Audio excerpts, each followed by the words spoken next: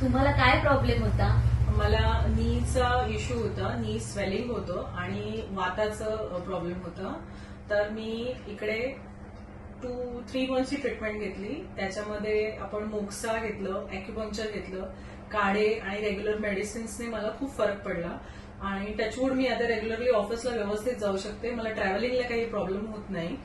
आणि म्हणजे मला रेग्युलर वर्किंगला पण इश्यू येत नाहीत. म्हणजे आपल्या रुटीन मुवमेंटला पण मला त्रास होत नाही.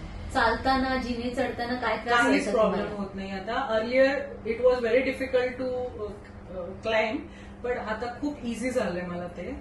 आणि रेग्युलर आता इश्यूही येत नाहीये. म्हणजे सीझन चेंज झाल्यावर किंवा इव्हन पावसाळा हिवाळा आल्यावर जे बोन्सला टाइटनिंग व्हायचं ते आता नाही होतंय. Stiffness. स्टिफनेस कमी झालेला आहे.